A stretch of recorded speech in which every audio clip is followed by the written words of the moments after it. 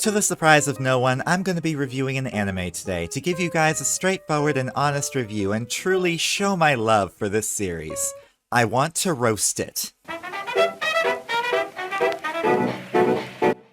My Hero Academia, or Boku no Hero Academia if you're pedantic, is an anime designed around kids who grow up with superpowers. Koei Horikoshi was watching Sky High one day and thought to himself, this is good, but it could be better. That sounded really sarcastic and I didn't mean for it to be, I just thought it was a really good joke. Anyway, I did see this anime, or at least the first 3 seasons a few years ago, but don't really remember what happened in any of them. Therefore, I decided to convey my reactions to the episodes here for you guys on YouTube. I won't be able to monetize a single post on this, but hey, you can achieve some great feats with head injuries, or so my friend says.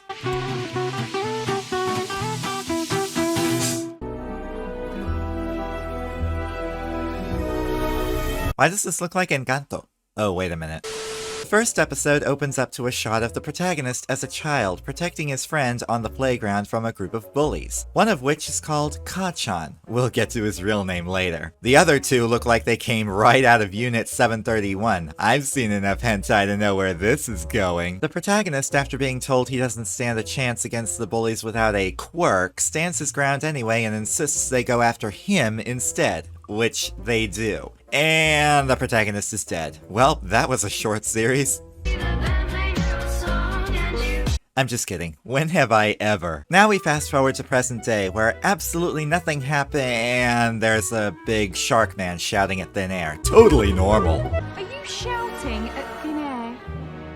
Oh, never mind that. That's just the theme song. Who gives a fuck about the theme song? Exposition time. It all starts in the year when a baby was born in Qingqing City, which is Chinese, not Japanese, and this baby emitted light for some reason, and from then on, people started exhibiting abnormal abilities and body mutations which were called quirks. As if the Japanese weren't quirky enough, even their experimental PR disasters were quirky. Unit 731, I'm looking in your direction. This phenomenon spread to over 80% of the population. And with these powers, some people were like Spider-Man and completely understood the gravity of power and responsibility. I'm lying my ass off, they turned to crime and intimidation to get what they wanted.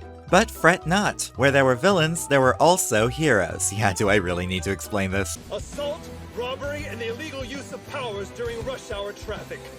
You are the incarnation of evil. Jeez, what do you call it when they commit an actual heinous felony? I find it pretty funny that he's made of wood and so is his dialogue. Hi there, everyone. I'm Mount Lady, and you don't have to worry about this bum anymore.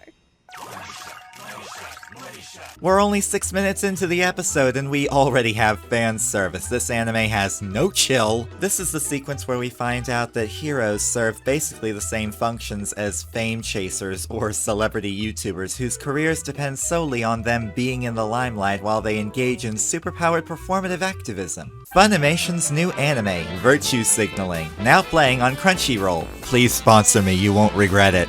Enter Izuku Midoriya. His quirk is being the protagonist. That's it. You're doing great, Midoriya. Keep it up. And this random civilian whose quirk is not minding his own fucking business. She was about to tell us about her super awesome gift!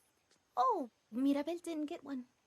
Foreshadowing who? We don't know her. Don't let me in with this bunch of losers. I'm the real deal, but these guys will be lucky to end up as sidekicks to some busted D-lister.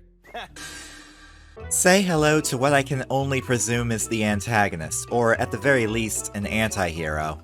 Katsuki Bakugo. Apparently, he's the top fan favorite, not in the show. I mean, in real life, everybody loves this guy for reasons beyond my comprehension. He's enrolling in the hero track at UA High School, which is the most exclusive hero academy in the country, according to Exposition.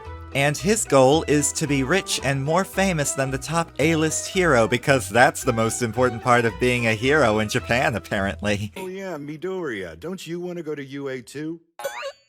Thanks, Teach. He knew exactly what he was doing. It's during this scene we find out that Izuku is in the 20% of the populace that has no powers. For plot reasons, we cut to some random-ass sludge monster running through the streets stealing cash. I'd just like to point out that if I had a quirk, this is what it would be 100%. Without warning, we cut back to school and class has finally ended. Reading about the fight from earlier on social media, Izuku decides to take notes, but Bakugo takes his notebook, burns it with a touch, and tosses it out the window, and then proceeds to threaten Izuku before telling him to commit self-deletion. Why do people like this schlemiel? Flashback sequence. We see what it was like for Midoriya as a child. Oh, that's where that meme came from.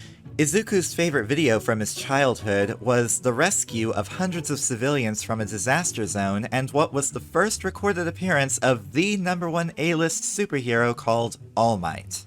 Aw, it's nice to see him having fun. Bitch, why do you look so down? Sorry, kid, it's not gonna happen. Oh, that's why. Yeah, it turns out scientists have discovered patterns in quirk development and can predict whether or not they'll develop a quirk by looking at the joints in their toes. And never once do these researchers have to disclose that they're actually just feet fetishists. This is probably the most heartbreaking scene in the entire episode. I'm a little verklempt. So we'll just gloss over that with the next scene, where the flashback ends and we see the sludge monster has chosen Izuku as his means of escape by using his body as a vessel to hide in. Scott Cawthon's been real quiet since this anime launched. Or not. Izuku is on his final breaths, but suddenly All Might appears, blasting the sludge man away with his Texas Smash! Which also happens to be how we refer to the tree that took Governor Abbott's legs and his virility. Izuku finally comes to and finds his hero standing over him, making sure he's okay. Sorry about that back there. I didn't mean to get you caught up in my justicing. Bro, what happened to your eyes? Izuku asks for an autograph, but he opens his book to find he had already done it. Quite presumptuous of you there, my man. With Izuku recovered and safely out of harm's way, All Might takes off, but then this happens. Hey, what do you think you're doing? Yeah, that was a smart decision. Midoriya tells All Might that he has questions he wants to ask personally, which All Might reluctantly agrees to and tries to find a safe landing spot as long as he keeps his eyes and mouth closed, because God help the animators who did this. Safely landing on a high-rise rooftop, Izuku takes the opportunity to ask All Might his all-important life passion question, and cliffhanger. Now I see the appeal of binge watching because God knows how frustrating it is to leave something unfinished.